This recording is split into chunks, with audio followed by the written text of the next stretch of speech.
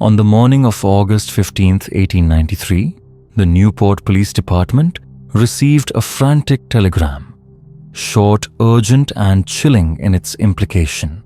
Evangeline Cunningham, just 23 years old and heiress to a railroad empire worth over $40 million, had vanished without a single footprint from her family's palatial oceanfront estate. And this wasn't just any night, it was the grandest gala of the Newport summer season, attended by the most powerful names of the Gilded Age. But it wasn't Evangeline's sudden disappearance that haunted investigators.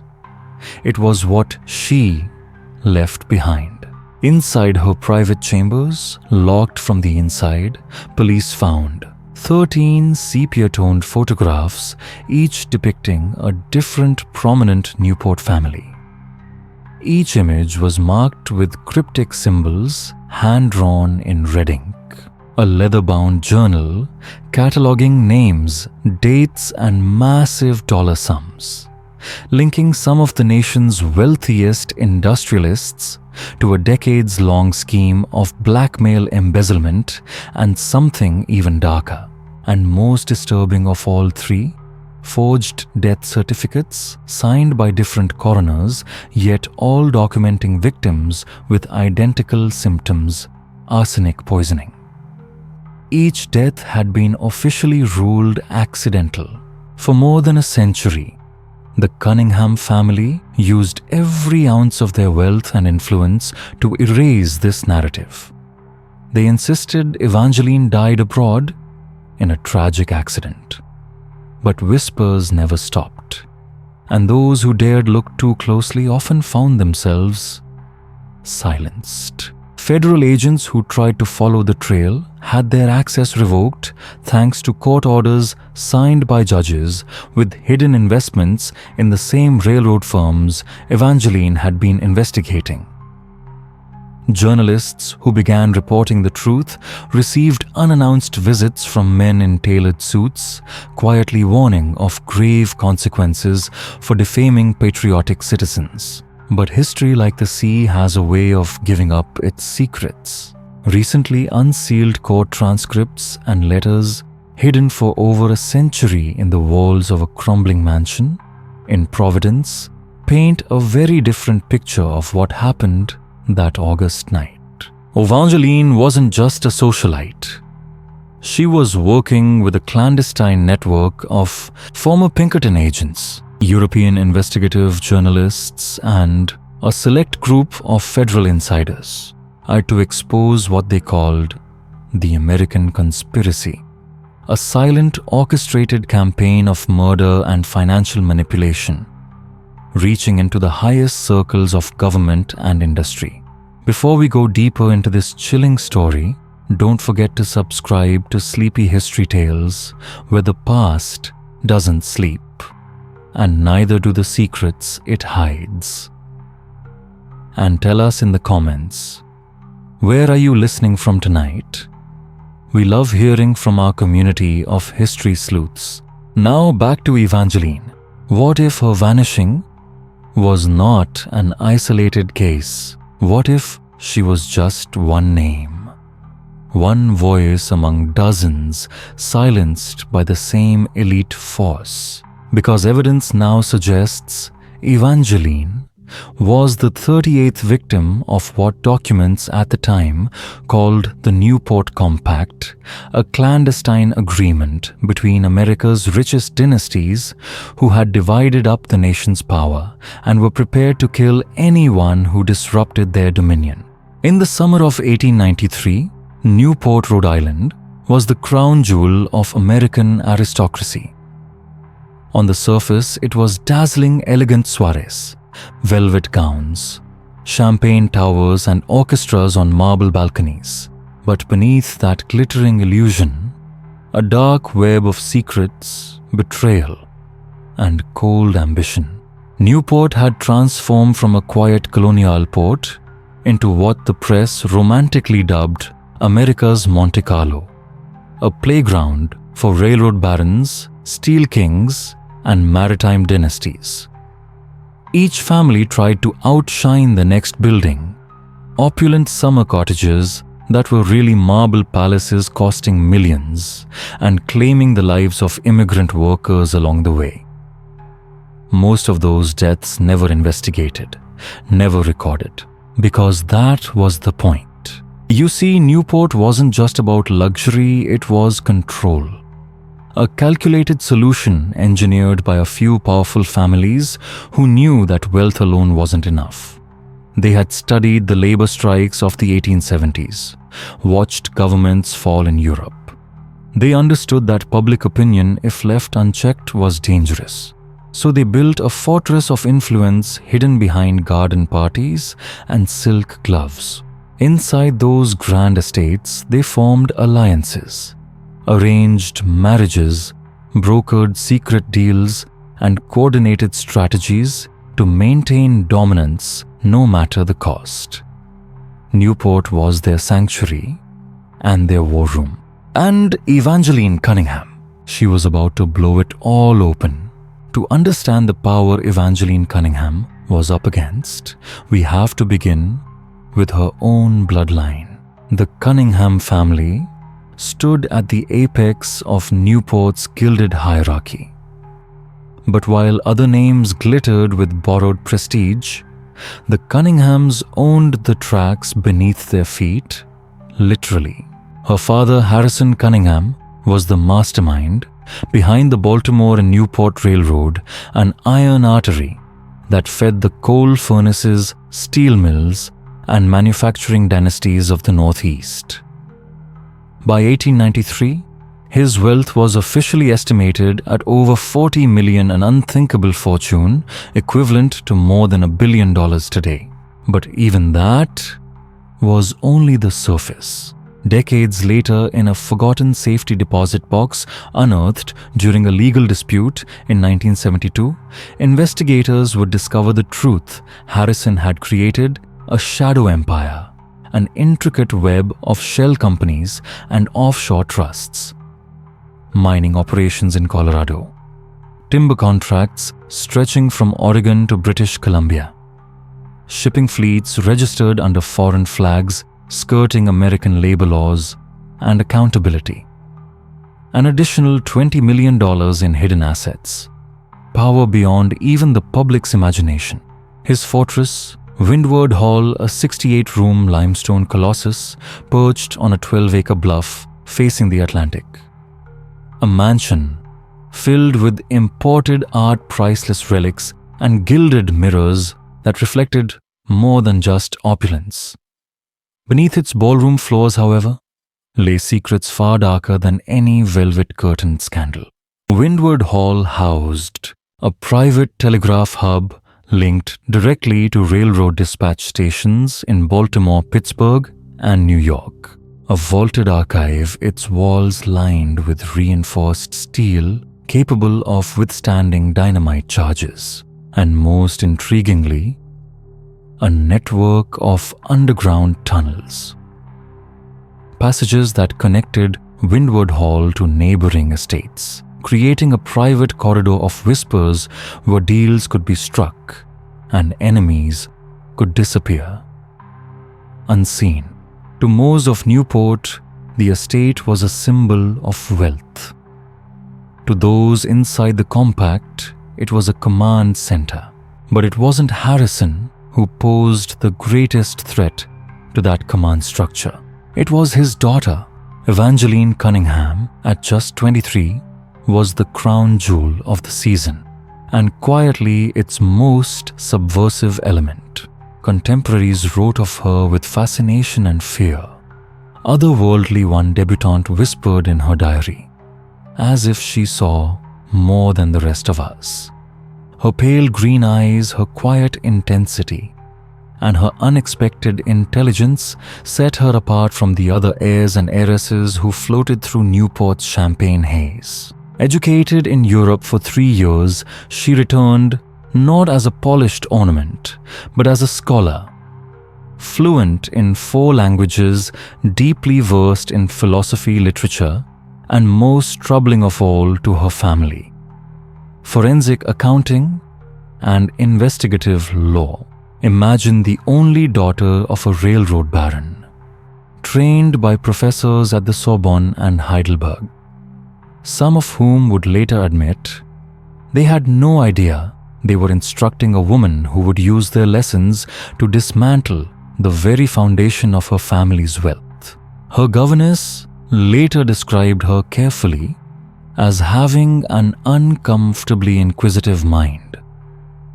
It was the understatement of the century, but Evangeline's true rebellion came not in books, but in refusal.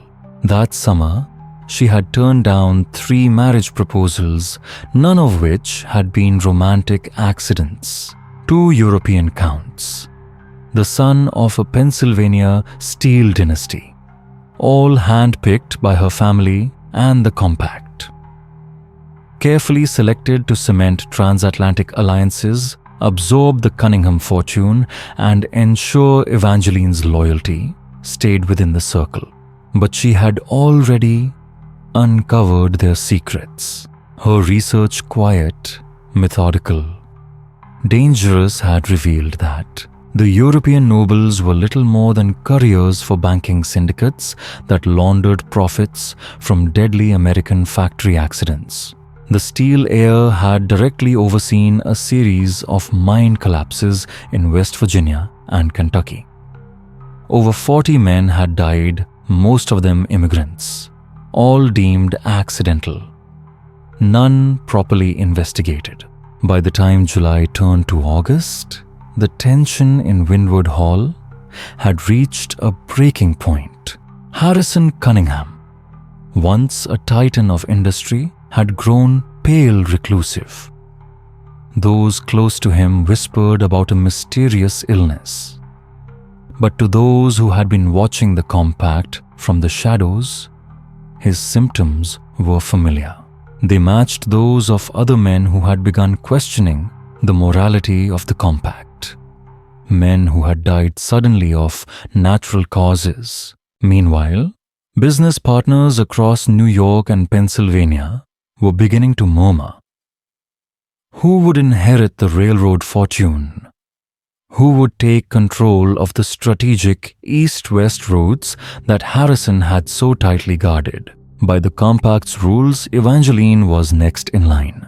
But there was a catch. Her grandfather's will, drafted in an era where legacy meant bloodline and obedience, contained a critical clause. The estate stock and controlling interest of the Baltimore and Newport line shall pass to Evangeline Cunningham.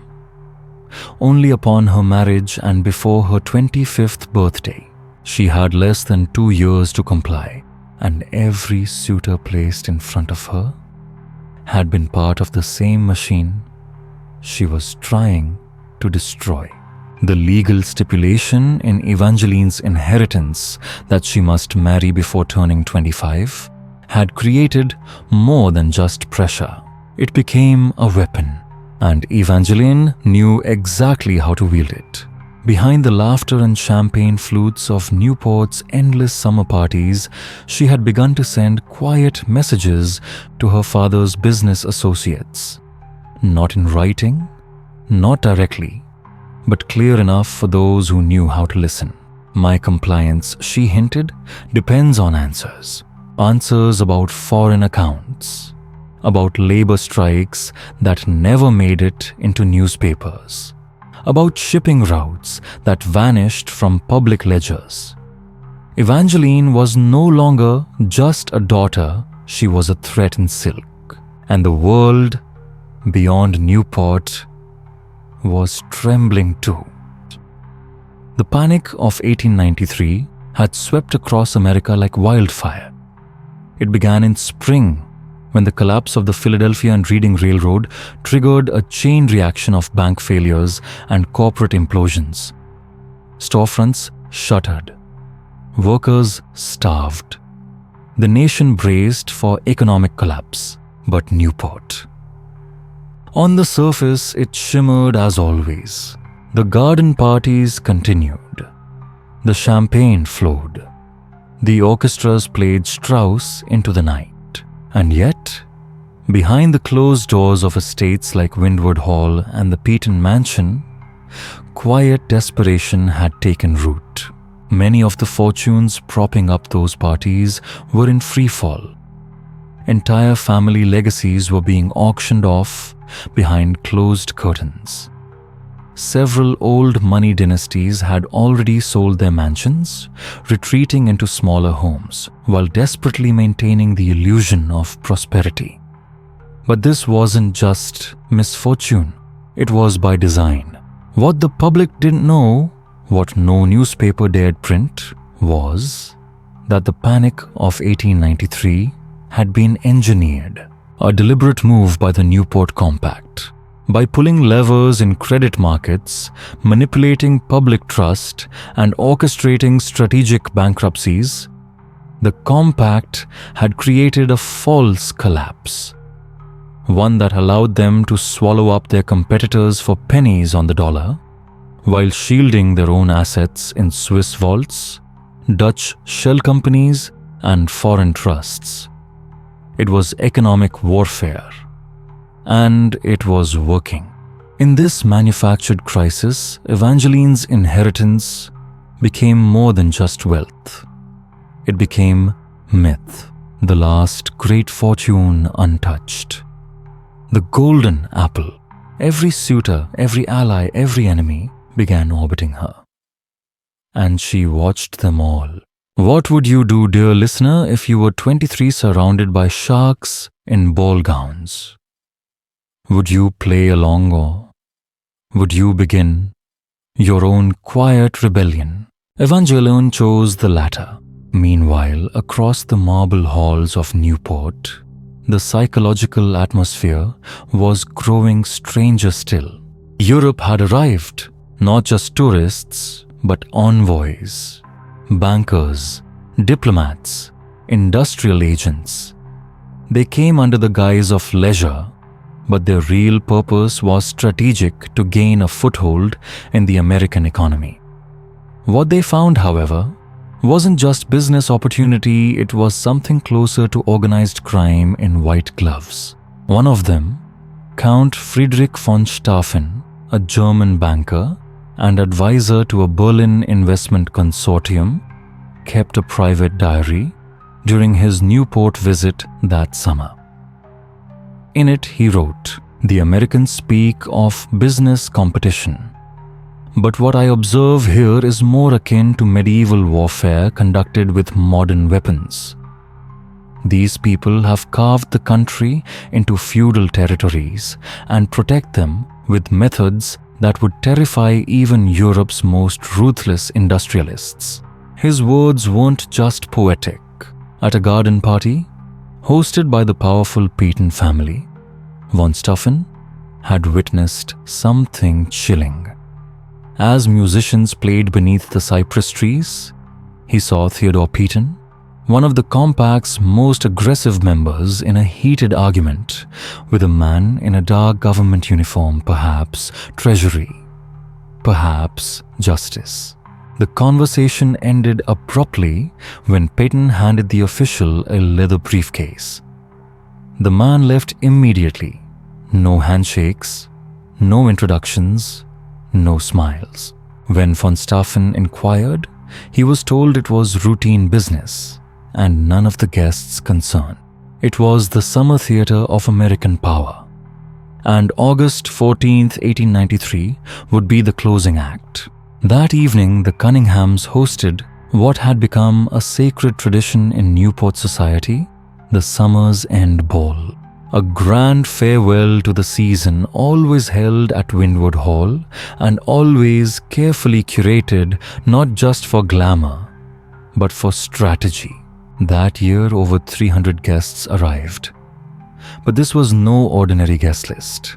Among the lords and ladies, one could find politicians with sway over infrastructure funding, judges who had ruled favorably in high-profile anti-union cases, newspaper publishers whose silence had been bought with favors and threats, and foreign observers like von Stauffen, whose reports would shape European investments for years.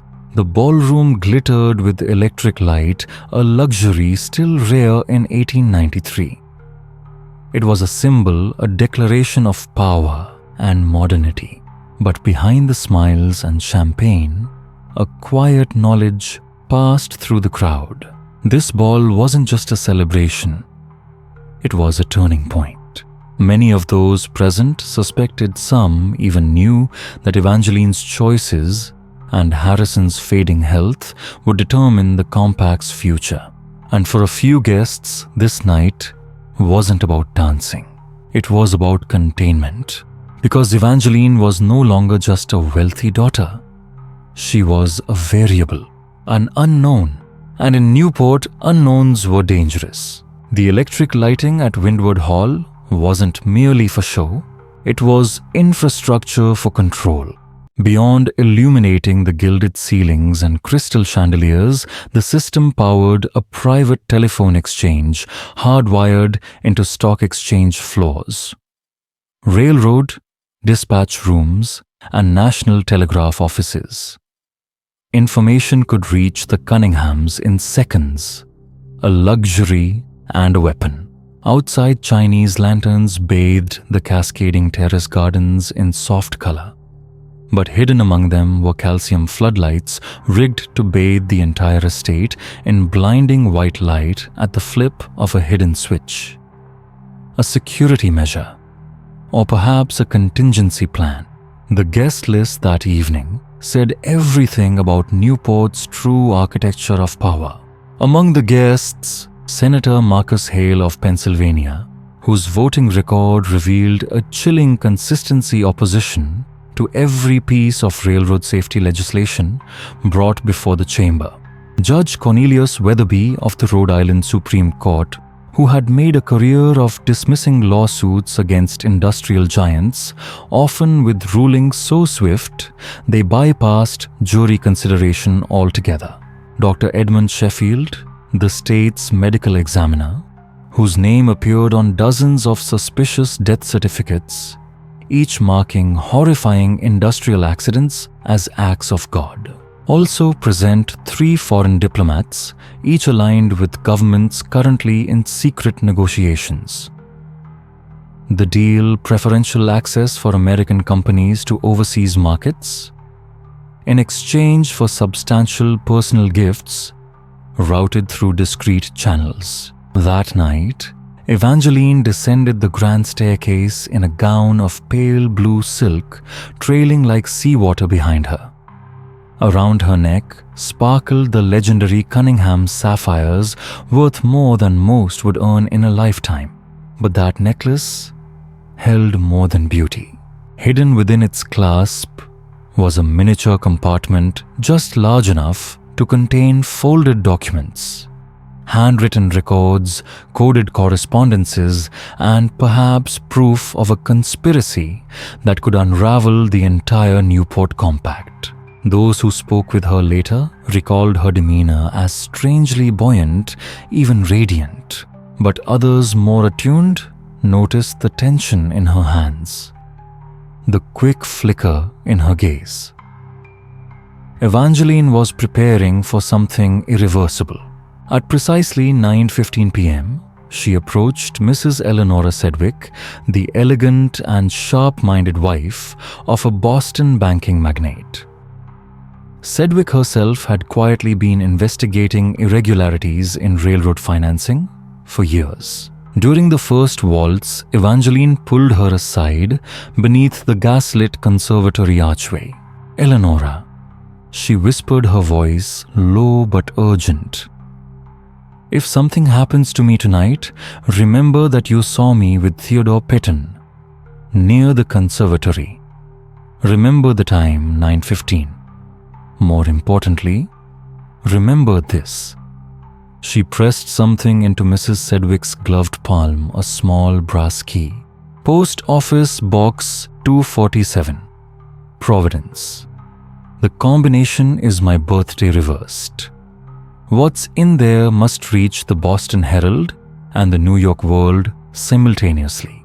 Then she smiled, stepped back into the music, and vanished into the crowd of silk and cigars. but not before planting a time bomb of truth in a trusted hand. And who was Theodore Payton? A 34-year-old heir to a Pittsburgh steel fortune and one of Evangeline's most aggressive suitors. But romance had nothing to do with it. Payton was drowning in gambling debts over $200,000, a staggering figure, and those debts had been quietly purchased by the Newport Compact, which meant he no longer belonged to himself. He belonged to them. Payton had been pushing the Cunningham family for months, demanding permission to court Evangeline. On paper, it looked like desperation for marriage. In reality, it was a calculated attempt to absorb her fortune, ensuring her silence, and keeping her inheritance in the fold. That evening, multiple witnesses observed tense conversations between Payton and Harrison Cunningham. Their contents were unknown. But one man, James Weatherby, the son of the judge and a junior executive in the Cunningham railroad firm, was standing close enough to overhear fragments. According to his later sworn testimony, Mr. Cunningham was suggesting more direct methods might be necessary. Payton hesitated. He said, something about complications, something about foreign witnesses. The foreign complications were no longer rumors. Through her education in Europe, Evangeline had cultivated a network of journalists and investigators who had begun to piece together the global dimensions of American corporate corruption. Among her contacts were a reporter for the London Times, a legal analyst at Le Figaro in Paris, and a Berlin correspondent from Tagesblatt specializing in violations of international labor codes. They were all preparing simultaneous exposé documents and testimonies that would not just shame American corporations, but trigger diplomatic investigations across Europe. And they were all waiting for one final package, one that Evangeline had hidden, protected, and now on this final night, placed into motion.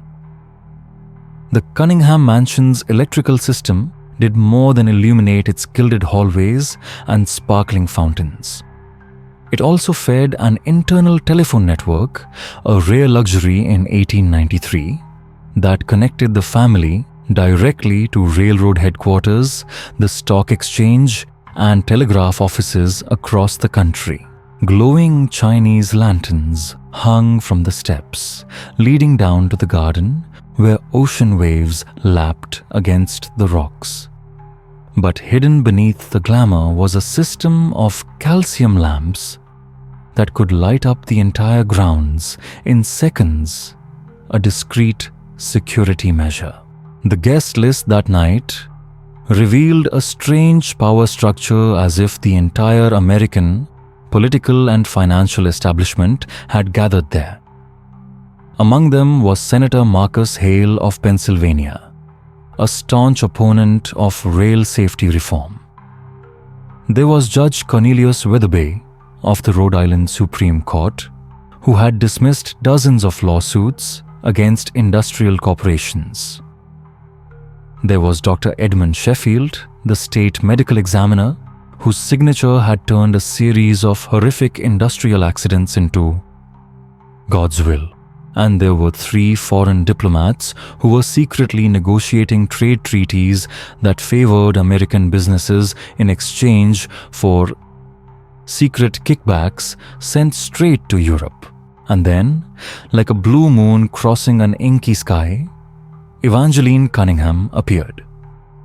Her pale blue silk dress was tight shining under the lights, and she wore the family's famous sapphire necklace, a piece of jewelry worth more than many people's entire fortunes.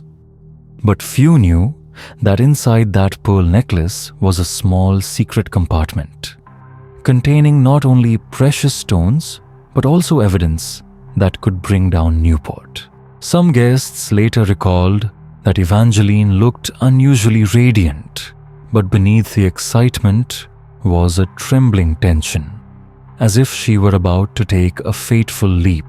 Elenina Sedgwick, the wife of a Boston banking magnate, remembered clearly that during the first waltz, Evangeline pulled her aside and whispered, "Elena, if I get into trouble tonight, remember, I spoke to Theodore Peyton near the greenhouse exactly at 9:15.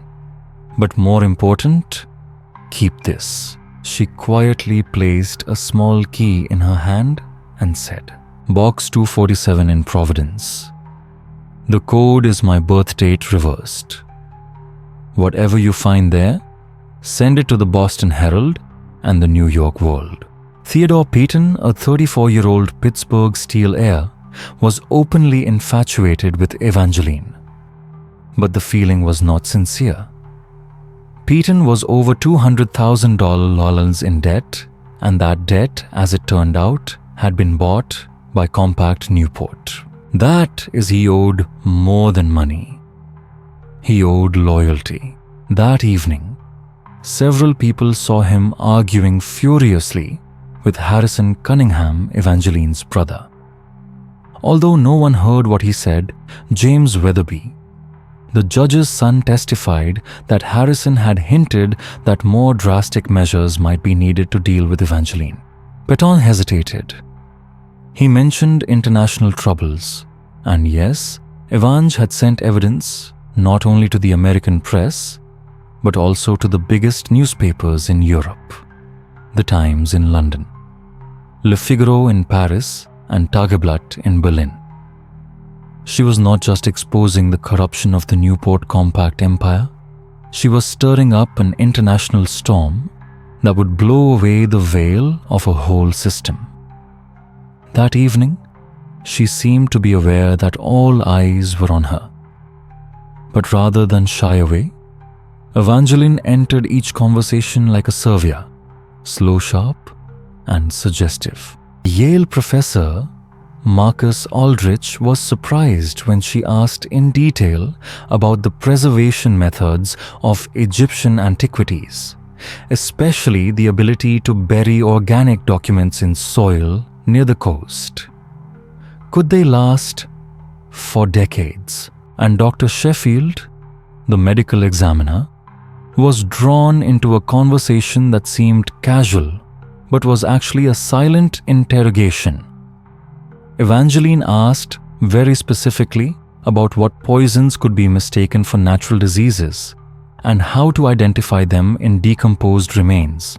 At 10:30 p.m., in the midst of the lively evening party, Evangeline gently excused herself from the hall to retrieve a family heirloom that she wanted to show to Count von Stauffen, who had expressed an interest in American railroad history. The guests thought it was just a strange habit of the upper class, but in fact, the phrase was a secret code. Von Stauffen was no accidental aristocrat. He was an investigator representing the German banks, institutions that were being defrauded by the Compact's shady financial system. Evangeline and he had secretly planned to hand over vital evidence that very night. The last time anyone saw Evangeline was at 10:45. James Weatherby saw her on the grand staircase carrying a small leather briefcase and a larger canvas bag. When James offered to accompany her, she only smiled. "There are truths that are more important than formalities, James, and there are secrets that cannot be kept forever. Your father will soon understand that." She spoke as if she had accepted the inevitable. "One final cryptic note: the insurance has been activated. The letters I sent this afternoon will ensure that the truth survives, whatever happens to me." When the clock struck 11:45, Constance Cunningham realized that her daughter had been gone for over an hour. She signaled the butlers to go to Evangeline's private room immediately. they found her room empty. Not just empty, but vacated with the kind of precision that only desperation and foresight could produce. The window overlooking the sea was flung open the breeze, carrying in the sharp scent of salt water and something else. Something like finality. Several items were gone. Jewelry, cash, heirlooms, yes. But what drew more attention was the safe. Not forced open, not broken into. Opened by someone who knew the combination. And inside, nothing.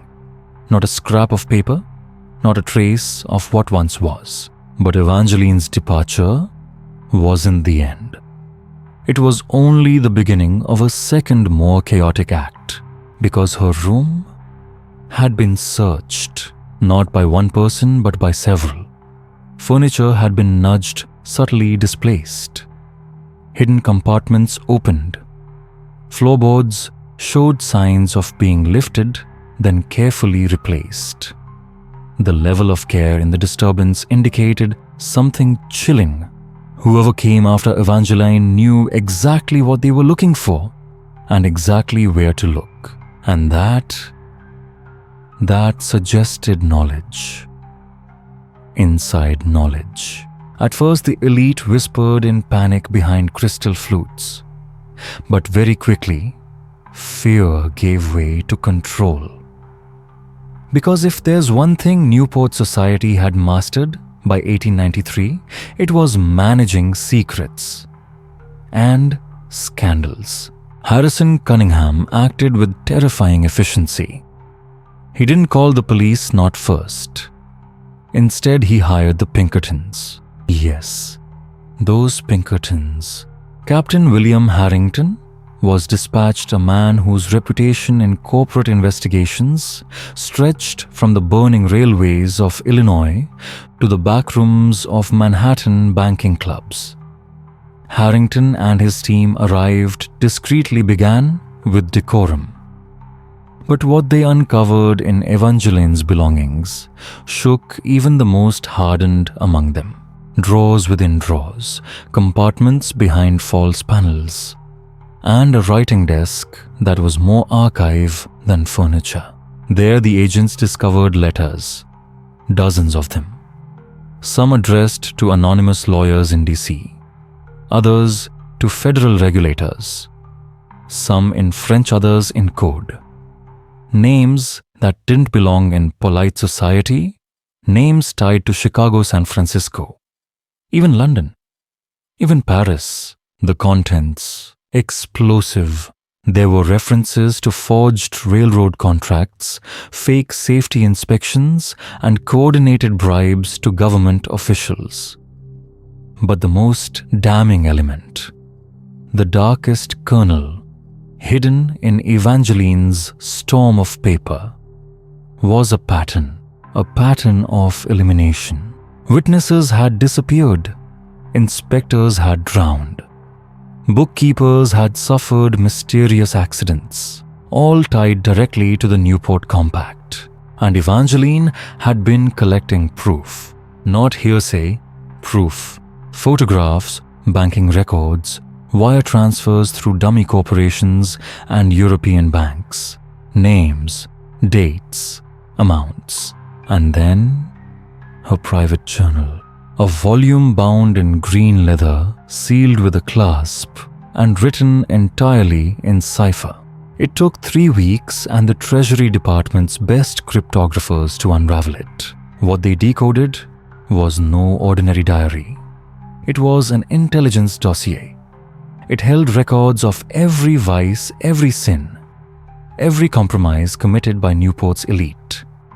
Marital affairs, illegal land deals, tax evasion, sabotaged bridges, deliberate safety violations, and in the middle of it all, something cold, something calculated, something that suggested this wasn't merely about greed. It was about control. One entry dated just 48 hours before Evangeline vanished read, "The Peyton contracts are fraudulent. I now have documentary proof that the steel used in the Baltimore Bridge construction was deliberately substituted with inferior material to maximize profit margins. TP approved the swap himself, knowing that structural failure was a matter of time. He signed the order. She ended it with a single line. If I die before this is exposed, make sure this page is read in open court. Sleepy listeners, let's pause here. Imagine being Evangeline moving through marble hallways lined with stolen oil paintings and polite lies, knowing that everyone at the ball could be a conspirator or an executioner, knowing that every step you take could be your last free one, and still walking forward, still choosing the truth. Would you have done the same? Or would you have gone quiet like so many others? We continue next as the Pinkertons peel back the final layers of the compact, and someone somewhere begins to erase the evidence Evangeline left behind. They found Evangeline's bedroom silent, the ocean breeze spilling in through an open window, making the lace curtains sway like ghostly arms waving goodbye. Her absence was immediate chilling. The room bore every sign of a rushed departure. Jewelry boxes lay open, and empty drawers half pulled with their contents gone, and the discreet safe behind a painting, normally sealed tight, had been opened, not forced. Someone had used the correct combination, and the documents inside vanished. But perhaps even more unsettling was what the staff found next. Her chamber had been searched again after she left, not by one person, but clearly by several.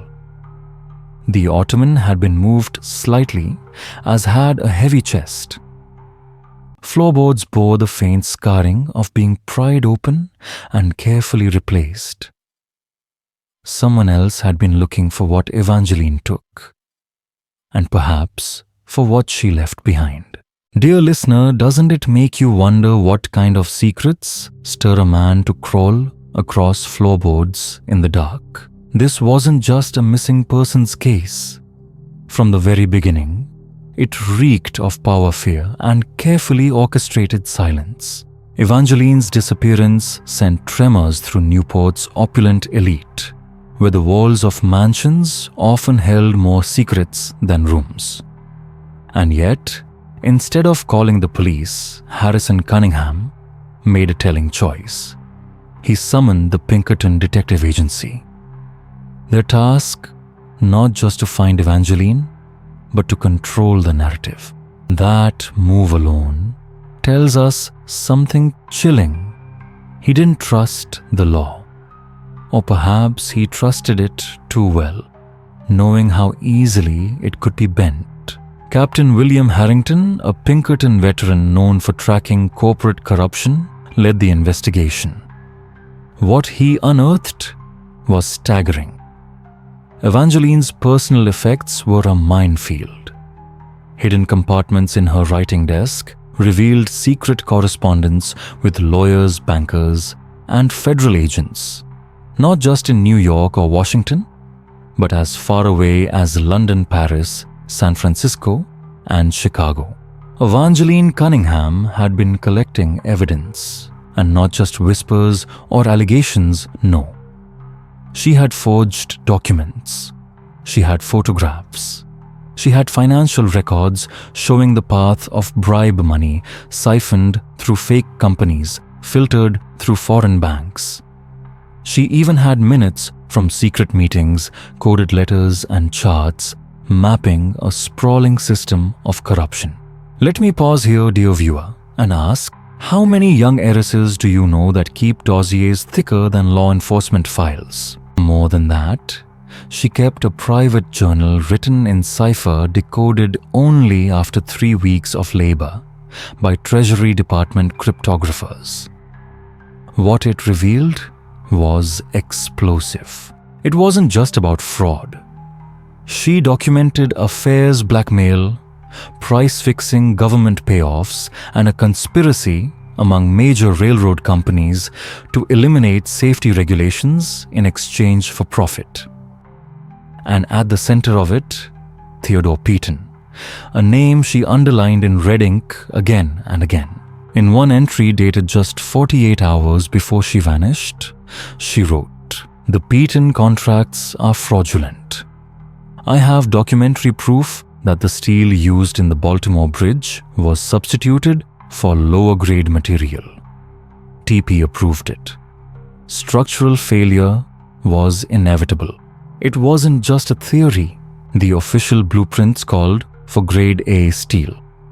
What was delivered Grade C with falsified inspection reports? The original engineer, Robert Henley, discovered the switch and died in a mysterious hotel fire just 3 days after submitting his findings. His replacement, Dr. Marcus Webb, was paid $50,000 to sign off on the inferior steel. 6 months later, the Baltimore Bridge collapsed during rush hour. 17 men died. The public was told it was the fault of an unexpected ice storm. But what if it wasn't weather?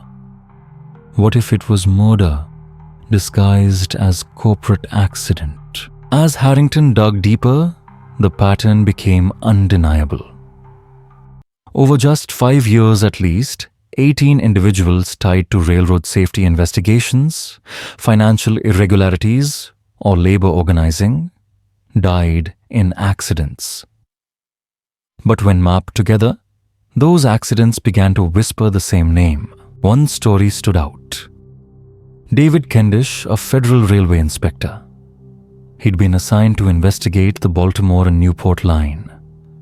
Healthy, fit, no medical conditions, until suddenly a fatal heart attack in his hotel room. His widow refused to accept it. He had just passed a federal health exam. He had been receiving threatening letters. And shortly before his death, he took out a massive life insurance policy and told her, "If anything happens to me, it wasn't an accident." She tried to bring the files he left behind to the authorities. But during the funeral, their home was quietly entered. No locks broken. The documents gone.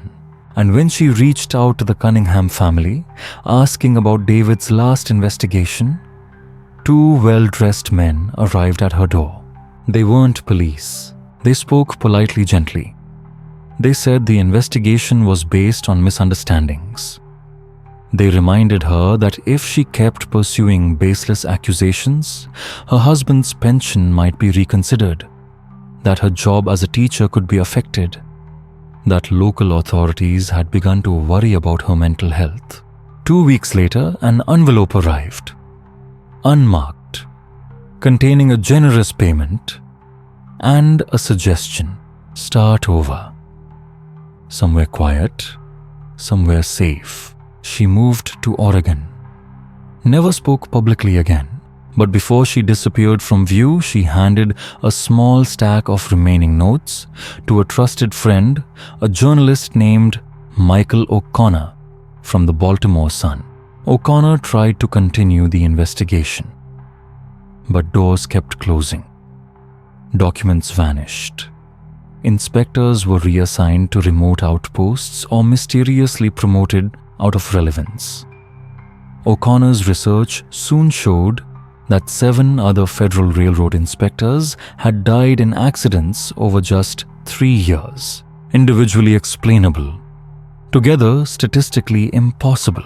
At the very top of this twisted empire stood 7 American dynasties, each one ruling over a pillar of industry railroads: steel, coal shipping, banking, textiles, and agricultural commodities. They weren't just wealthy, they were untouchable. And beneath them, a web of shadow institutions, private detective firms, prestigious law offices, medical consultancies, media companies, and something else. Several were funeral homes, but these weren't places of mourning. According to Evangeline's archive, they specialized in something far darker: discreet body disposal. Buried deep within the folders was a ledger that Evangeline had labeled with chilling simplicity as the American Death List. It was exactly what it sounded like: a detailed log of every person who had been silenced by the Newport Compact since its formation in 1877. Names, occupations, the threat each individual posed, how they were eliminated, and how much it cost to do so. There were 43 confirmed deaths in just 16 years. These weren't random tragedies. They were murders planned and executed with surgical precision. Poisonings, orchestrated accidents, assassinations staged to look like petty crime. A few victims weren't even American European investigators probing US business practices on behalf of their own governments. They vanished just the same. Among the most disturbing entries, the death of Congressman William Hayes of Ohio. He'd been leading a congressional investigation into railroad safety. Official cause of death: heart attack. But according to Evangeline's document, Hayes was poisoned at a dinner at the Union Club in Washington, a dinner attended by Theodore Peaton and other members of the Compact. Another chilling case: Sarah Mitchell, a journalist with the Chicago Tribune. She'd been exposing links between industrial accidents and political corruption. She perished in a hotel fire. But the archive revealed that fire had been no accident. It had been set using a cutting-edge accelerant that vaporized evidence of arson. Mitchell had been drugged beforehand to ensure she never awoke. And then there was Evangeline's own name in a document handwritten by Judge Cornelius Weatherby and countersigned by both Theodore Peaton and Heiress Cunningham. There it was. The EC situation has become untenable. Foreign complications require immediate resolution. Recommend permanent solution with careful attention to documentary cleanup. It was dated just 3 days before the infamous Summer's End Ball. The method: a potent drug designed to mimic heart failure. The disposal plan waited and dropped into the Atlantic from a private yacht. The cover story: she had eloped with a secret European lover, only to die abroad in a tragic accident. And it didn't stop there. The plan accounted for potential loose ends. Margaret Flynn and Patrick O'Brien were flagged. Flynn, it said, could be discredited through rumors, mental instability, alcohol abuse. O'Brien, he could be reassigned, or if necessary, eliminated via a plausible workplace incident. This wasn't rumor. This wasn't paranoia. Captain Harrington now held proof, a trove of evidence documenting a cabal that had operated above the law for nearly 2 decades. But there was a price to pay for holding that knowledge. Because almost immediately, Harrington's world began to shift. Suddenly, he wasn't a hero. He was a problem. Superiors at the Pinkerton agency, who once praised his thoroughness, now urged him to drop the case. Their suggestion: Evangeline had simply fled with a forbidden lover. There was nothing more to investigate. Viewers, I'll ask you this: if you held in your hands the map to a labyrinth of murder and corruption, would you follow it to the end, even knowing it might be the last journey you ever make? When Harrington refused to abandon the investigation, citing overwhelming evidence that the case was an assassination attempt covered up by an elaborate plot, he was met with a backlash from forces he had never imagined. the Cunningham's associates filed formal complaints with the Pinkerton office accusing him of harassment and demanding that he be removed from the case. But those complaints were just the beginning of something much darker. Soon, Harrington found his hotel room searched while he was interviewing witnesses. Nothing was taken, but all his investigative notes had been carefully scrutinized. Then came the anonymous letters, unsigned notes suggesting that his wife and children in Chicago would be safer if he closed the case and returned home. And then, the signs of surveillance became undeniable. Someone was looking into his personal finances, his family history, even his vulnerabilities that could be exploited if soft measures weren't enough. Harrington knew he had touched a web too big, too dangerous to confront head-on. And so, he did the only thing that could save his life, but also keep the truth about Evangeline buried for decades.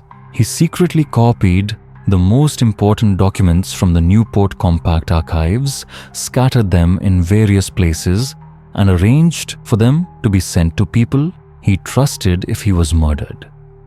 He then officially closed the case with a report, accepting the theory that Evangeline had run off with a secret lover. But the story didn't end there. Out of the light, he was silent. But in the shadows, he continued his investigation as a private individual, no longer representing any organization. And the deeper he dug, the more he realized that Evangeline's disappearance was not an isolated incident, but the culmination of a coordinated, meticulously planned campaign to eliminate the greatest threat the Newport Compact had ever faced. Evangeline was more than just a wealthy figure who knew too much.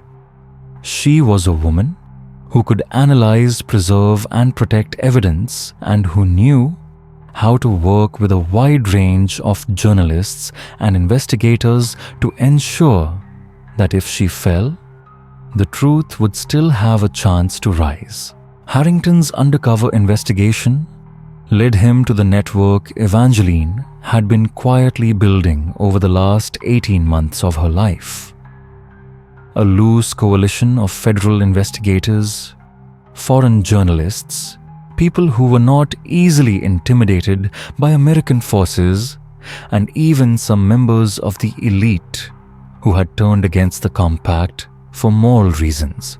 The most important of these was Dr. Helena Ashford, a physician and social reformer who had exposed the murky links between industrial accidents and a corrupt healthcare system. At first, Dr. Ashford simply noticed a strange phenomenon. Workers injured in railroad accidents were frequently referred to. Certain doctors who seemed more interested in avoiding lawsuits than in treating them. Then she discovered a web doctors were paid to deliberately misdiagnose.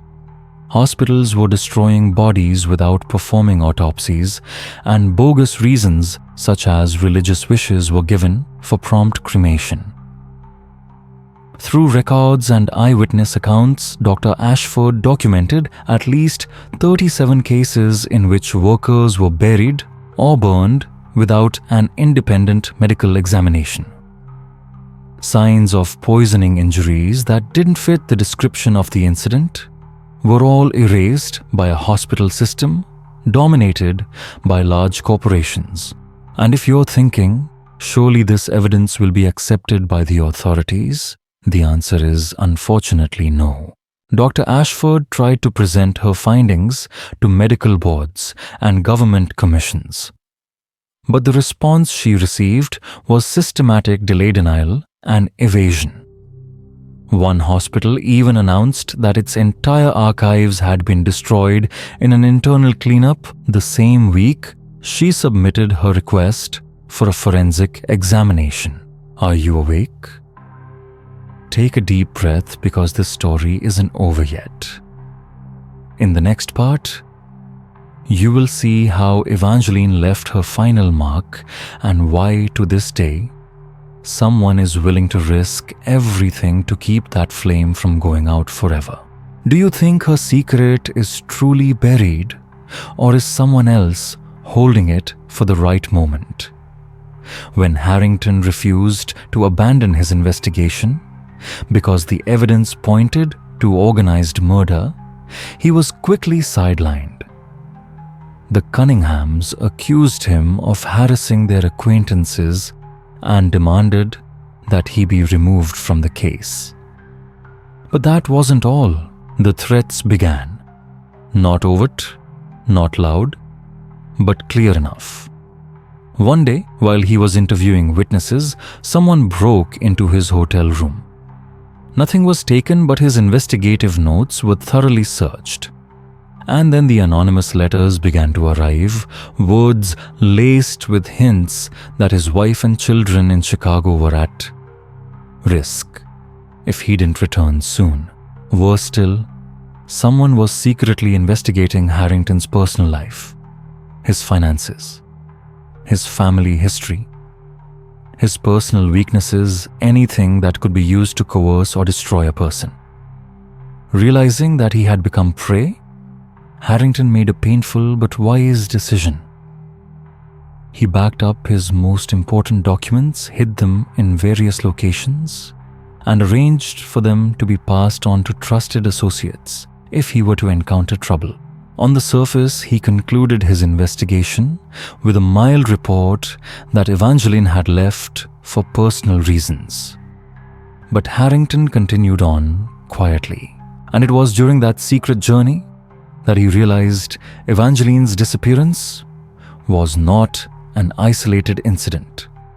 It was the culmination of a systematic campaign, one that aimed to eliminate the most serious threat the organization called the Newport Compact had ever faced. What made Evangeline particularly dangerous was not just her status in a wealthy family, but her knowledge. She understood how to collect evidence, store it securely, and create a system of information dissemination strong enough that no one could stifle it. Harrington uncovers a network of collaborators Evangeline has built over 18 months. Federal investigators secretly gathering evidence of corruption, foreign journalists who have stayed out of the censorship loophole, and a few wealthy figures who have turned their backs on their families to expose the truth. The most important of these is Dr. Helena Ashford, a woman in her 40s. Helena is more than a doctor. She is a social reformer. What fascinated her was the number of workers injured in railroad accidents and the way they were treated by doctors hired to reduce liability, not save lives. Ashford discovered that many doctors were paid to misdiagnose, falsify medical records, and keep families from suing. Worse yet, when workers died, their bodies were quickly disposed of, citing religious reasons for not performing autopsies. But the truth? They were burned or buried without a trace. An autopsy might reveal evidence of poisoning, or even torture. Ashford documented at least 37 such cases. But when she tried to bring the truth to light, doors were slammed shut. Medical boards deemed the evidence inconclusive, and hospitals just happened to accidentally destroy records during cleanups. And then the threats came. Women doctors who are too curious, one letter read, don't last long. When she continued to defy them, rumors spread about her that she was insane, that she was unethical. Colleagues shunned her, patients feared her. That's when a strange visitor arrived. A young woman named Heiress, actually Evangeline, under an alias, came to Ashford asking about identifying toxins in human remains. At first, she pretended to be a wealthy, forensics-obsessed young lady, but Ashford soon realized this girl knew more about investigative techniques than any of his students. From there, they became partners. Evangeline provided financial resources and sensitive corporate information. Ashford provided medical knowledge and forensic skills. The result, a massive database, a detailed, systematic record of the entire Newport Compact operation. But that also made them the most dangerous targets. Ashford found her home broken into twice. No possessions were stolen, but her medical records were tampered with. Someone had been tracking her schedule, sending her anonymous letters detailing her exact hours, her habits, even her medication regimen. And the most horrifying thing, once she discovered someone had switched her medications, almost killing a patient from poisoning. And so, they prepared for the worst. Evangeline set up a network of safes, overseas contacts, and a replacement courier. Ashford created a secret filing system and an automatic public disclosure mechanism if she went missing. But their ultimate weapon, the so-called insurance policy, was the insurance policy. It was a detailed document that laid bare the entire crime of the Newport Compact. Not only is there evidence of past actions, but also information about ongoing crimes and even accurate predictions of what this organization will do in the future. And you know, if they were killed and then their predictions came true, that would be the most vivid proof that the whole story is true. On the night of the summer's end ball, the final glittering event of the Newport season, Evangeline had brought with her a copy of the infamous insurance policy. Hidden in the leather briefcase James Weatherby had seen her carrying as she descended the main staircase, the document was her final trump card. Evangeline's goal was not to escape or to negotiate. She intended to confront the members of the Newport Compact directly in the Cunningham mansion. In their presence amid champagne and music, she would throw the document as a blow to their facade, demanding that they publicly confess their guilt and compensate their victims. If they refused, she had set up an automated disclosure system. Encrypted copies would be sent immediately to newspapers, federal prosecutors, even foreign embassies. A bold plan, but not without its flaws. What Evangeline didn't anticipate was that the other side was watching too. The Newport Compact weren't just idle gentlemen in expensive tuxedos. They had their own intelligence network, and those in the shadows had at least some inkling of Evangeline's activities. While they didn't know what evidence she possessed or how she planned to deliver it, they were smart enough to recognize that she posed a mortal threat. A single woman, but one capable of bringing down their empire. It was this intelligence that led to a terrible decision as recorded in Judge Weatherby's secret order. Evangeline was to be completely eliminated. No more negotiations, no more vague threats. The night of August 14th, 1893 was no random tragedy. It was a carefully planned operation orchestrated by Theodore Peyton Judge Weatherby and key members of the Compact. They had positioned people at strategic points around the mansion, ensuring that no outsiders could interfere as the plan was put into action. But while they were preparing for action, Evangeline was not standing still. From the coded telegrams to the final instructions to her anonymous associates, she had activated the disclosure system before entering the final meeting. And that, my friend, was her greatest challenge to the evil empire. She knew she might not make it out of that room, but the truth would survive. If this story is making you shiver, share it with a friend who loves historical mysteries. Hit like to support sleepy history tales, and don't forget to subscribe to discover more mysteries. Evidence of Evangeline Cunningham's final hours did not emerge immediately.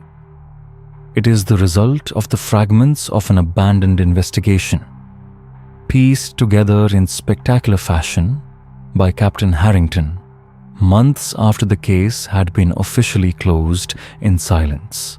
The turning point came from an unlikely witness, Margaret Flynn, Evangeline's trusted maid. When she finally found the courage to tell the whole truth, her testimony opened up a terrifying horizon, reinforced by documents and evidence Evangeline left behind. Flynn tells more than just a story of an argument that led to death. She describes a meticulously orchestrated political execution, with actors' orders and even a makeshift command center set up in Heiress Cunningham's private study. Flynn remembers every detail of that fateful night, the powerful guests pacing back and forth through the closed door, when no one was allowed to enter. Not partygoers, but cunning foxes putting the finishing touches on a cover-up. Around 11:15 p.m. Earlier than Flynn had originally claimed, she heard voices coming from Evangeline's room. But she didn't just hear Flynn, familiar with secret servant passageways, had crept through hidden corridors to peer directly into the room where it all took place. From that hidden position, she witnessed what we can only call the sacrifice of truth in a republic of lies. On the evening of the summer's end ball, Evangeline Cunningham carried a leather briefcase inside. It was a copy of the strange life insurance policy James Weatherby had seen her carrying as she descended the mansion stairs. Evangeline's goal was clear: confront the members of the Newport Compact in the middle of a lavish party, force them to admit their guilt and demand reparations for the victims they had ruined. If they refused, she would trigger an automatic release mechanism, sending the documents by telegram to dozens of newspapers, federal prosecutors, and even foreign embassies. What Evangeline didn't know was that they were prepared too. The Newport Compact, wealthy, powerful, and ruthless, had built up a private intelligence network. They had been watching her for months and had already discovered parts of her plan. Although they didn't know the full extent of Evangeline's evidence or her disclosure process, they knew she was an existential threat. And so the council issued a decision. Later discovered in Judge Weatherby's handwritten notes, Evangeline Cunningham was to be permanently removed. No negotiations, no compromise. The confrontation in Evangeline's private room on the night of August 14th was not a spontaneous argument as the media had reported. It was a carefully planned operation involving many of the Compact's top brass, including Theodore Peyton and Judge Weatherby himself. They were spread throughout the mansion not for protection but to ensure that no one else could interfere. What the Compact did not expect, however, was that Evangeline had already acted first. Captain Harrington's investigation revealed that she had triggered part of the disclosure process that very night. Using coded telegrams, she had contacted her network of press associates and lawyers, setting in motion a chain of events that would bury the Compact in the light of justice. Are you watching and feeling chills? If you enjoy dark mysteries like this, don't forget to like the video, share it with your friends who love old cases, and subscribe so you don't miss any mysteries from Sleepy History Tales. Let's explore what really happened in the final hours of Evangeline Cunningham's life. The truth began to emerge through a series of coincidental clues, one that Captain Harrington only fully understood months after the official investigation had concluded. And the breakthrough came from an unlikely witness, Margaret Flynn, Evangeline's loyal personal maid. After weeks of fearful silence, Margaret finally found the courage to tell the whole story of what she had witnessed that fateful night. Her story, backed up by physical evidence and documents Evangeline had carefully hidden, revealed a cold and cruel torture conducted right in the heart of America's elite. That night, Flynn said she noticed unusual activity throughout the mansion. Several guests not prominent in Newport society were constantly coming and going in and out of Heiress Cunningham's private study. The room seemed to have been turned into a makeshift command center at 11:15 p.m., not 11:30. As she had previously claimed, Flynn heard voices in Evangeline's room. But this time, she wasn't just eavesdropping. Using a secret servant's passageway, Margaret found a discreet observation point with a view of much of the room, and what she saw would haunt her for the rest of her life. Not an angry argument, not an accident, but an organized interrogation with a singular goal to force Evangeline to reveal the location of the evidence and the full extent of her plan. There, Theodore Peyton, Judge Weatherby Harrison Cunningham, and Dr. Edmund Sheffield, the state medical examiner. But worse, there were two strange men not from Newport. Flynn described them as professional criminals brought in to perform what she mildly called physical persuasion. Judge Weatherby took the lead. He presented Evangeline with a fake legal document, forcing her to sign it, agreeing to turn over all documents and submit to a psychiatric evaluation for hallucinations and delusions. Evangeline refused. Immediately, Dr. Sheffield opened his medical bag and offered a series of treatments that he said would help clear her mind. It was a veiled threat in medical language, but Evangeline was not an easy victim. She knew the law. She knew the medical tricks of coercion and declared that any testimony or evidence coerced was invalid. Furthermore, she openly stated that she had prepared for this scenario. At that point, the mask fell off. There was no more pretense. Weatherby began to describe in detail what would happen to Evangeline if she did not cooperate. He revealed that Compact had cleaned up dozens of people without a trace, and she would be just one name on that list. Theodore Peyton followed up with more chilling tales. He told of the sudden death of Congressman Hayes in Washington, the suicide of journalist Sarah Mitchell in Chicago, and many others, all of whom had dared to defy Compact. Peyton spoke of them as if he had planned every detail, but again Evangeline surprised them. She had documented and investigated each of these cases, stored the evidence, and sent information in advance to independent journalists. She also had documents showing Compact's connections to European crime syndicates and international murders. And then, Evangeline dropped a bombshell. She had evidence of the Philadelphia incident. Remember, the infamous train crash that killed more than 40 passengers, once thought to be due to mechanical failure. Evangeline claimed it was no accident.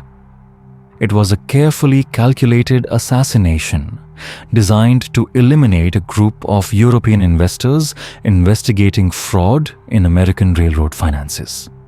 And Compact was the culprit. What Flynn witnessed that day was not a heated argument. It was a systematic interrogation, a cold clarification session designed to force Evangeline to reveal the location of the evidence and the procedures she had prepared to expose the Newport Compact. In the room that day were not only Theodore Peyton, Judge Weatherby, and Harrison Cunningham, but also Dr. Edmund Sheffield, the state medical examiner, and two other men Flynn did not recognize. But with the instincts of someone who had seen many horrors, she knew immediately they were not Newport's elite. They were professionals, providers of persuasive techniques by force when words failed. The interrogation began with Judge Weatherby handing Evangeline a legal document, demanding that she hand over all documents and submit to a psychiatric evaluation for dangerous delusions and paranoia. She refused to sign. Immediately, Dr. Sheffield opened the medical bag and smiled slightly. This is a treatment to clear up unfortunate misunderstandings. But Evangeline was not to be dissuaded. Calm and sharp, she said that she had consulted with the law, knowing that anything obtained through coercion, medical or physical, was invalid before the law. And what's more, she had proactively initiated legal and journalistic procedures in case exactly like this. Are you still following if you can try to put yourself in her shoes? Surrounded by the most powerful people, but still keeping your wits and your strategy. Alone among the predators. At that moment, the atmosphere in the room changed completely.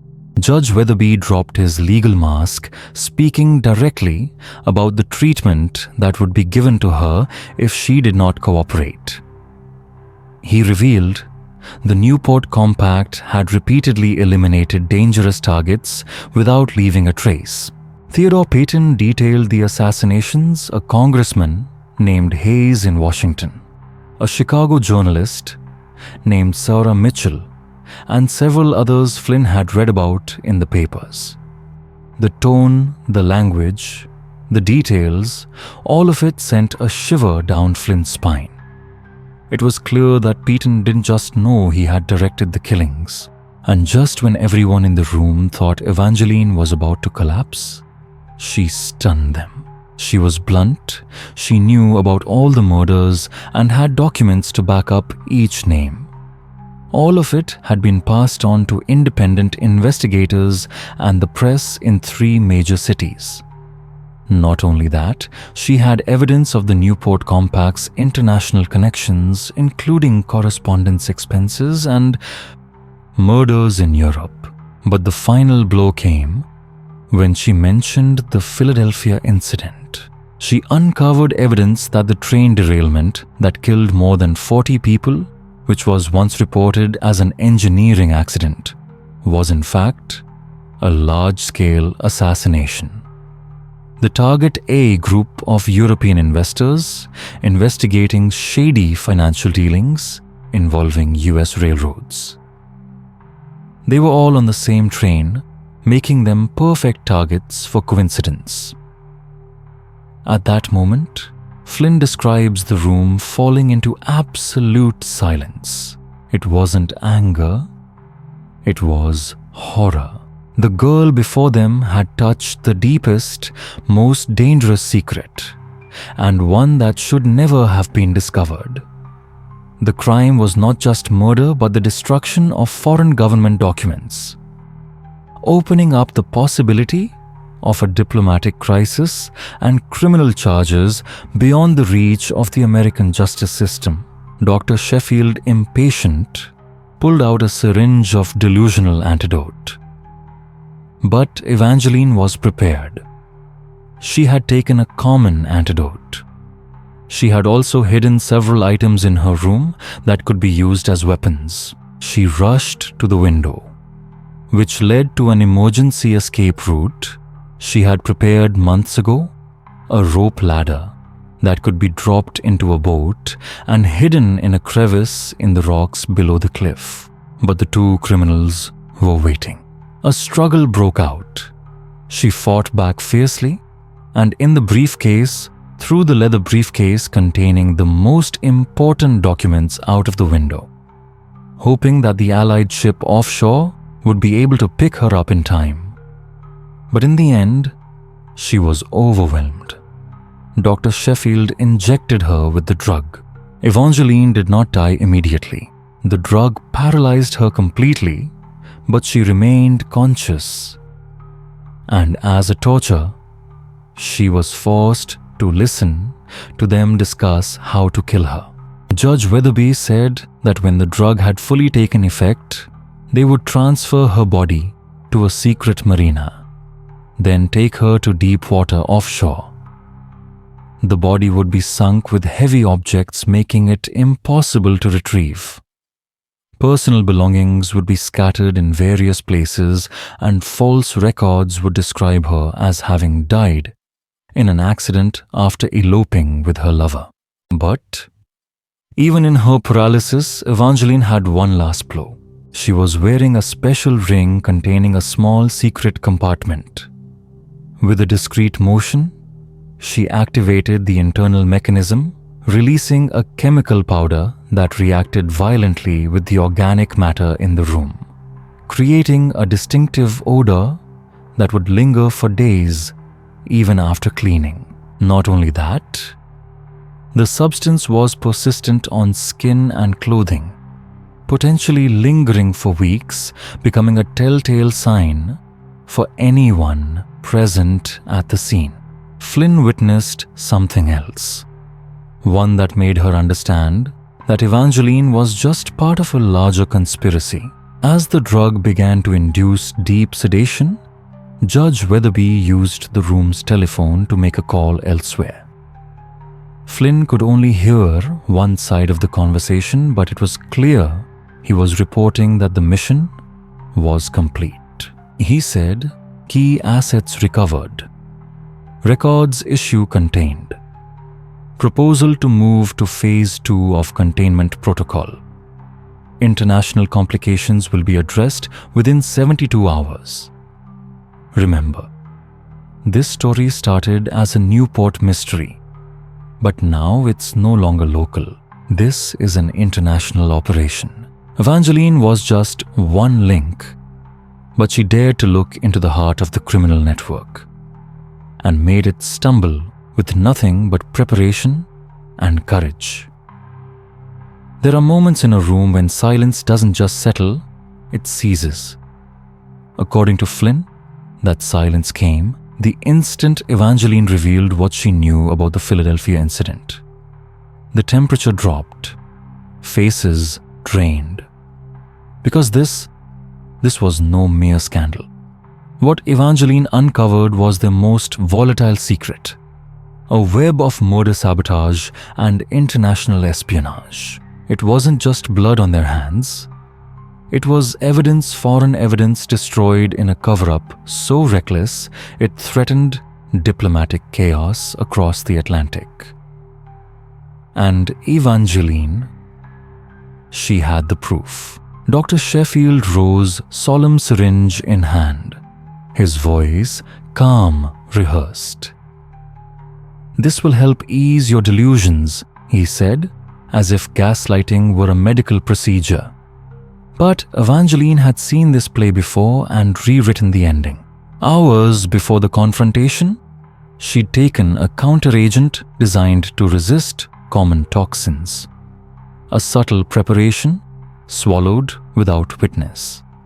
Around her room, she'd hidden makeshift weapons and escape tools months in the making. The most critical, a rope ladder coiled beneath the window, leading down the rocky bluff to a boat hidden in shadow. But the compact wasn't unprepared. The two hired enforcers had stationed themselves below, blocking her escape route. What followed by Flynn's account was chaos, sharp, brutal, and desperate. Evangeline fought. She fought with the recklessness of someone who knew death was inevitable, but legacy was still negotiable. Amid the struggle, she hurled a leather case through the open window. Inside it, her most damning documents. She prayed the current would carry it to allies stationed offshore, or if not, to any stranger brave enough to open it. Moments later, she was overpowered. The syringe pierced her skin.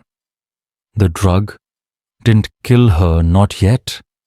Instead, it robbed her body while leaving her mind alert. And in that twisted paralysis, she listened conscious, trapped, as her killers planned how to erase her from the world. Judge Weatherby outlined the method. They'd wait for full paralysis, then move her body to a waiting vessel in a secluded cove. Waited. Dropped into deep waters far from any shipping lanes. Gone forever. Meanwhile, her belongings would be scattered in calculated locations, feeding a narrative of romantic escape and tragic European accident. Forged letters.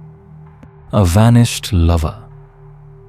A drowned heiress. But Evangeline wasn't finished. As they debated the logistics of her disposal, she triggered the ring. Flynn later described it as barely noticeable. A twitch of her finger, a glint of metal, and then a faint scent filling the room. The ring released a chemical powder, nearly invisible, designed to linger on fabrics, embed into skin, and resist cleaning agents. A forensic breadcrumb trail that would outlast bleach and lies. And it worked. Weeks later, traces of that same compound were found on the collars and cuffs of Weatherby's suits, on the shoes of one of the men who tried to flee. The room itself would reek of it for days, despite desperate cleaning attempts. Evangeline had marked them. Even in silence, she made herself unforgettable. Then came the call. Flynn remembered Weatherby's voice, shifting more formal, now more urgent, as he picked up the private line. The judge reported in, "The primary asset has been secured. Documentation contained. Proceeding with phase 2 of containment. London and Chicago complications will be neutralized within 72 hours. What Flynn overheard wasn't just a cleanup order. It was a declaration of coordinated execution, a synchronized silencing of witnesses in multiple cities. Evangeline's murder was only the beginning. It took 10 days. 10 days of silence. 10 days of rumors and whispers. And then everything shattered. Journalists in New York, Boston, and Philadelphia each received a package. Identical seals. No return address. Inside, chaos in perfect order.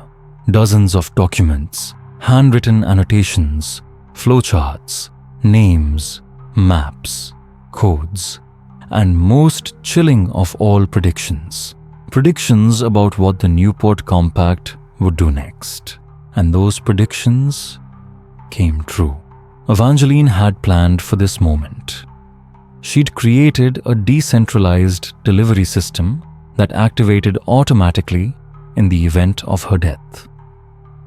Packages mailed from different cities, timers, trusted accomplices. Even if half were intercepted, the others would get through. The evidence revealed everything.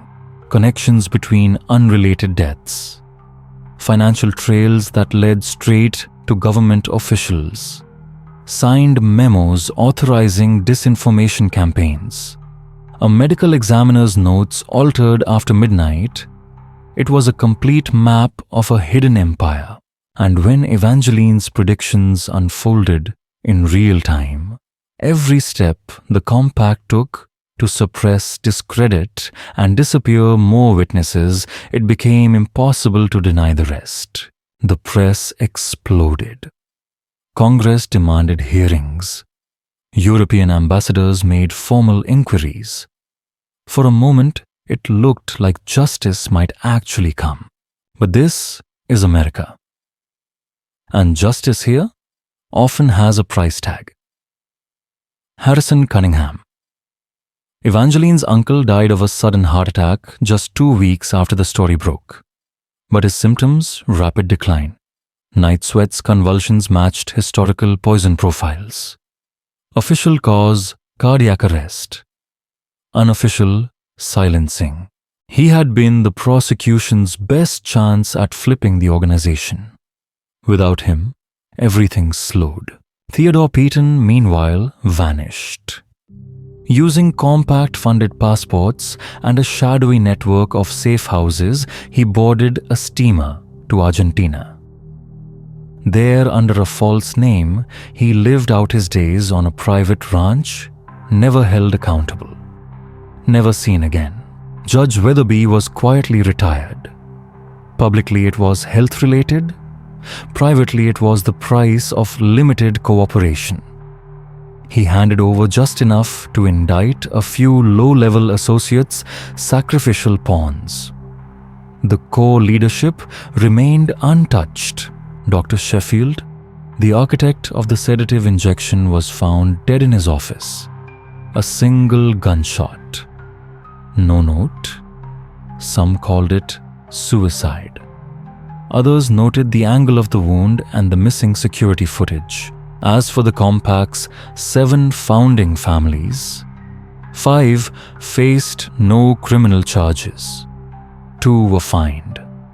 3 lost public influence. But no one served time. 3 patriarchs died mysteriously in the months that followed. Car crashes, illness, accidental falls. Perhaps someone was tying loose ends, or perhaps they were victims of their own playbook. And so, the Newport Compact unraveled. Not in court, but in secret. Quiet retirements, offshore disappearances, a collapse hidden behind closed doors. But Evangeline's legacy wasn't silence. It was exposure. She knew she couldn't survive, but she made sure the truth would. She proved that even in a world of forged signatures, rigged juries, and poisoned drinks, there is still power in preparation. There is still resistance in the act of documenting evil, of leaving traces. She was killed for what she knew. But her murderers, every last one of them, lived the rest of their lives knowing they'd been marked. So next time you walk past a Gilded Age mansion or read a forgotten obituary from 1893, think of Evangeline, not just the heiress, not just the victim, but the woman who turned her own murder into a weapon. And remember, history doesn't always bury its secrets. Sometimes it drops them in the sea and hopes no one knows how to swim. Sleep well, dreamers. We'll see you again in the shadows of history. Dear friend, if you've made it this far, take a deep breath. Because this is where the truth comes out, but also where injustice finally laughs at justice. The investigation into Evangeline Cunningham's disappearance not only exposes the true nature of the Newport Compact, but also reveals Evangeline's own chilling intelligence and deep understanding of humanity. Despite her murder, she succeeds in destroying the criminal empire that killed her. She has designed an elaborate document delivery system that spans New England. By sending packages from multiple post offices, Evangeline ensures that even if some are intercepted, others will reach the right recipients. And 10 days after her disappearance, the editors at the New York World, the Boston Herald, and the Philadelphia Inquirer all receive the packages. Inside, a treasure trove of documents exposes the truth about the Newport Compact. Its shady finances, its organizational chart, its analysis of unnatural deaths, and most importantly, its precise predictions of the next steps the organization would take to silence the survivors. And just as Evangeline predicted, the killings began. The media storm enraged the public and forced the US government to act. Congress held hearings. Federal prosecutors opened files. Europe was outraged to learn that its citizens had been victims of compact-related murders. But like any shadowy empire, Compact had its way. Heiress Cunningham, who could have been a key witness, died suddenly, 2 weeks later reportedly, of a heart attack. But the signs of poisoning were obvious.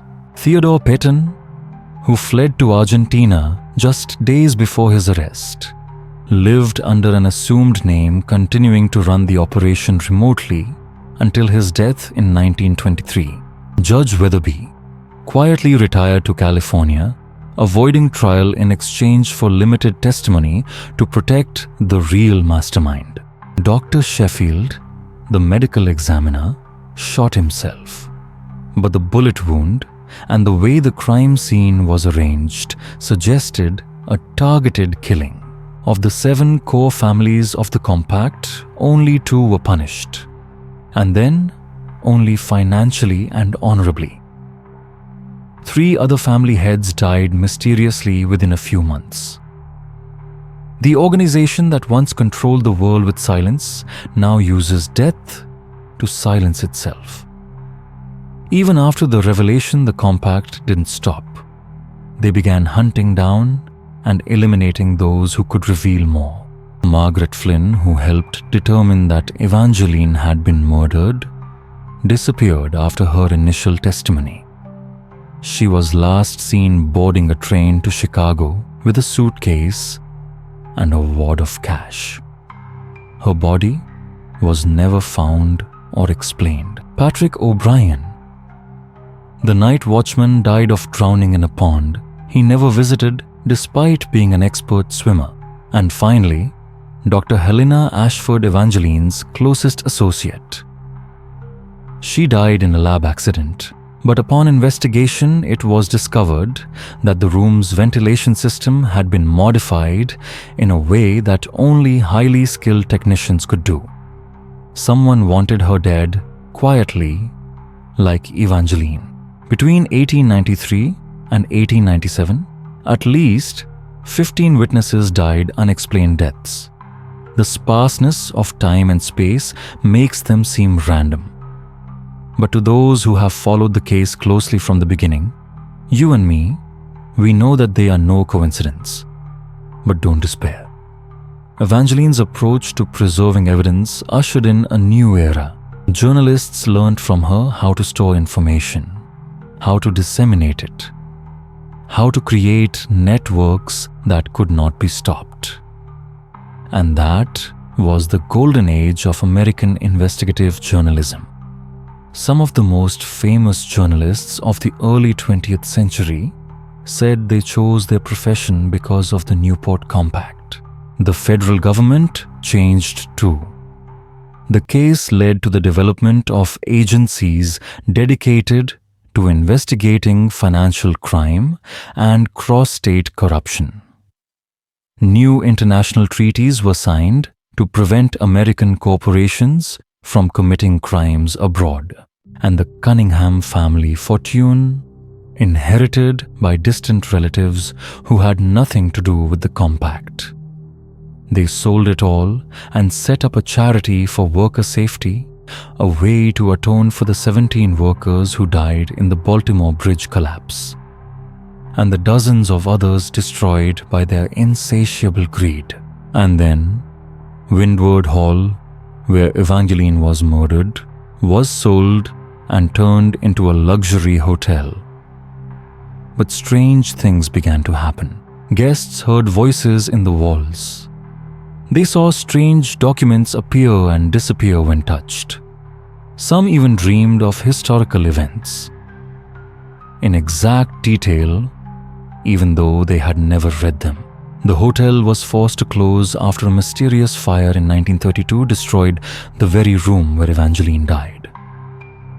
The remaining families of the Newport Compact clung to their wealth and political connections like armor. And in some ways, it worked. They avoided formal prosecution, no public trials, no courtrooms, but they didn't escape entirely. Their reputations, once polished and celebrated in the halls of Newport's gilded elite, were left in ruins. Their companies faltered, contracts dried up, and boardroom doors quietly shut. But what followed was far worse. Because once the compact was exposed, once Evangeline's documents began to circulate and names were named, a slow and terrible purge began. It was methodical, it was quiet, and it was devastating.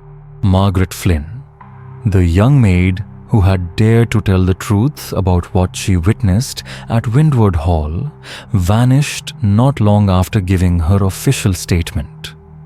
Witnesses claimed they saw her board a late-night train to Chicago with a weathered suitcase and reportedly a thick envelope of cash. But from that moment on, she was gone. No sightings, no letters, no records, just silence.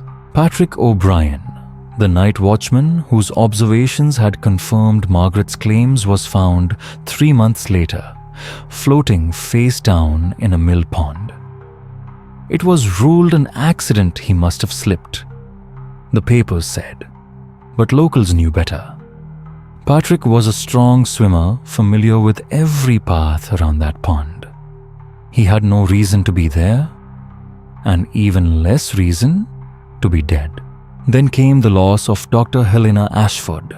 If you've stayed with us this far, you likely remember Helena, Evangeline's closest collaborator, the one who risked her own name and career to help document the compact's activities. She lasted longer than most, but her end came with clinical precision, a chemical accident in her lab. Or so they said. The ventilation system had been tampered with deliberately professionally. It wasn't the work of a careless hand. It was the work of someone who knew exactly what they were doing. Someone who wanted her gone. Over the next 4 years, the deaths continued. One by one, those who had helped Evangeline disappeared.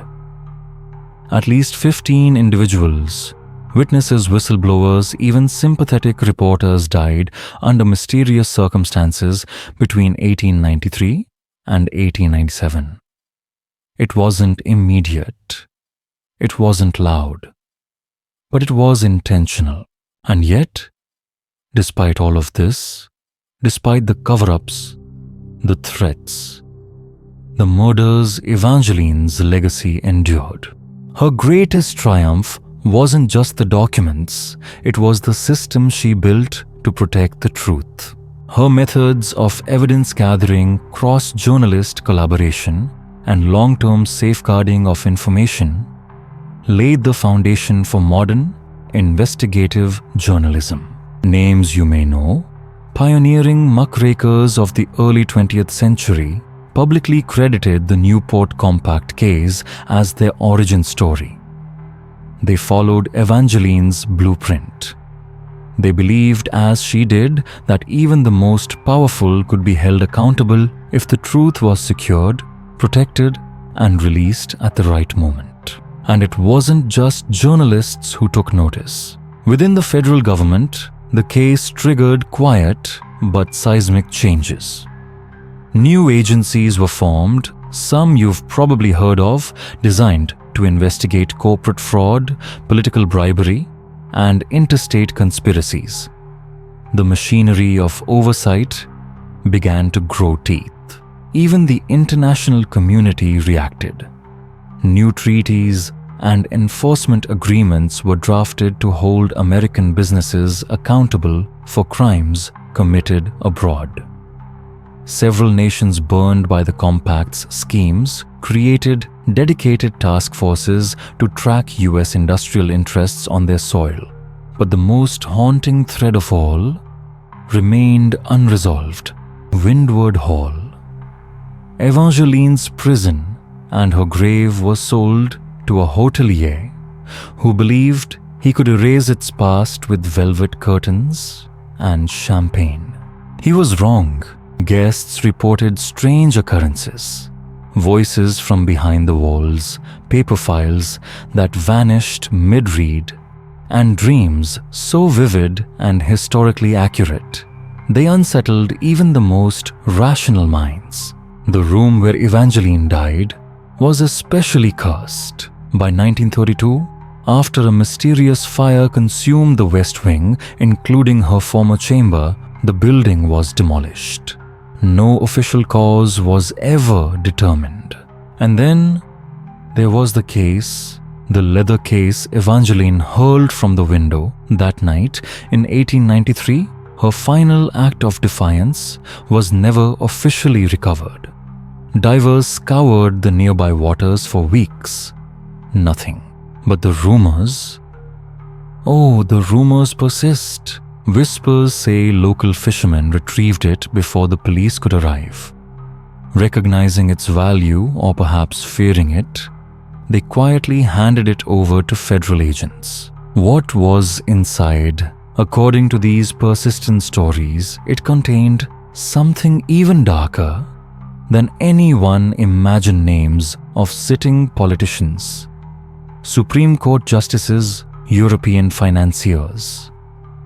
A network that stretched far beyond the compact. If that's true, then it explains the greatest mystery of all: why the case was buried. Why only the mid-tier conspirators were charged. Why Evangeline's full insurance policy, her master document predicting both past crimes and future moves, was never fully released. Fragments of it reached the newspapers, but the rest suppressed, lost, maybe hidden. Some historians believe it was too dangerous, that the truth it contained would have destabilized the American government itself. So a choice was made: justice, but only partway. A compromise, a quiet sacrifice. And so we're left with a haunting legacy. Evangeline Cunningham, a young woman, barely 30, who used her intellect, her discipline, and her courage to strike at the heart of industrial corruption, paid with her life. But she changed the world. Because of her, workers gained protections. Journalists gained tools. The public gained truths they were never meant to know. And yet, the monsters she fought still walk among us. The families, the wealth, the secrecy. Do you think the full truth was ever revealed? Or is there more buried in locked archives, dusty basements, or behind the polished smiles of America's modern elite? We want to hear from you. What do you think really happened to the missing case? Could there be other compacts still operating in the shadows today? Let us know in the comments. If you enjoyed this haunting journey through one of America's darkest secrets, please subscribe, ring the bell, and share sleepy history tales with someone who loves forgotten truths and stories that refuse to die. Until next time, stay curious and sleep with one eye open.